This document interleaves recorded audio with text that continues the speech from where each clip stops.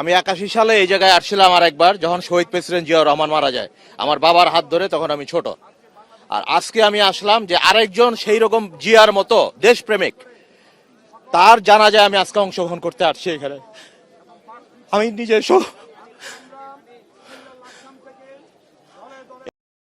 সারা বাংলাদেশের বিএনপি জামাত বা কোন দল এইরকম একটা ব্যক্তি পয়দা দিতে পারে না হাদির মতো। হাদির কোনো দল নাই, ওর দল 2 মাস আগে না 3 মাস আগে জানি ওপেন করছে। আমি হাদির আগে চিনতাম না, কিন্তু তার যে কথা, তার কথা দিয়ে যে সত্যবাদিতা, ইনসাফ, স্ফুলিঙ্গ সে যে প্রকাশ করছে, সেই হাদির মতো ব্যক্তি বাংলাদেশে আর দ্বিতীয়টা নাই। শরীফ ওসমান ও একটা শব্দই এখন বাংলাদেশে ছড়িয়ে পড়েছে। ও আসলে ইনসাফের যে রাজনীতি করতে বলে গেছে, সেটাই এখন আমাদের সবার লক্ষ্য। আমি আসলে আবেগ ধরে রাখতে পারি না। আমি প্রত্যেক রাকাতে নামাজের জন্য দোয়া করি।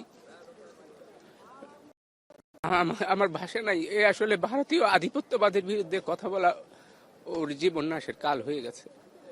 বাংলাদেশে মাথা উঁচু করে দাঁড়ানোর মতো যে সে বলেছিল ওর কবিতায়, চির উন্নত মমশির, এই চির উন্নত এইভাবে মাথাটা উঁচু করে দাঁড়ানোই ওর জন্য বড় কাল হয়েছিল।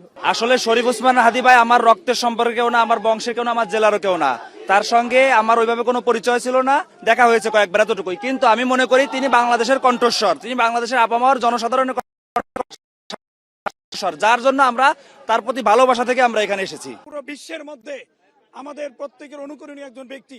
আজকে আমরা দুঃখ ভারাক্রান্ত হৃদয়ে বলতে চাই যে এমন একজন ব্যক্তিকে বাংলাদেশ, যে ব্যক্তি বাংলাদেশের কোটি কোটি মানুষকে নতুন করে আবার সারা জাগানো, নতুন করে আবার স্বাধীনতার সূর্য শুরু করেছিল।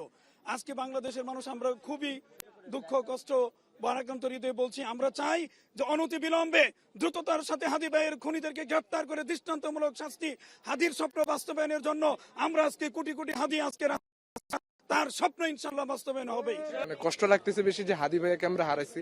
আমার আজকে পরীক্ষা ছিল, প্র্যাকটিক্যাল পরীক্ষা, সেই পরীক্ষা আমি যে অংশ নেওয়ার জন্য আসছি, কিন্তু এখানে যে ব্যাগ নেওয়ার কারণে আমাকে প্রবেশ করতে দিচ্ছে না তারা ভিতরে। এখন সারা দেশের মানুষই হাদি ভাই যে ইন্তেকাল করেছেন সে খুবই কষ্ট, খুবই, আমরাও খুবই দুঃখ ভারাক্রান্ত মনে। যারা নৃশংসভাবে গুলি করেছে আমাদের হাদি ভাইয়াকে, আমরা তাদের দৃষ্টান্তমূলক শাস্তি চাই। ভাইয়ের আর 200 ভোট লাগবে না, ভাইয়ের 200 ভোট না, 2000 বা 2 কোটি এবং 200 বছর বা 2000 বছর পর্যন্ত ভাই বেঁচে থাকবে। এবং ভাই ভোট পেয়ে গেছে, ভাই জিতে গেছে, ভাই একটা আসন পাইতো হয়তো, কিন্তু ভাই এখন কোটি কোটি মানুষের মনে আসন পেয়ে গেছে।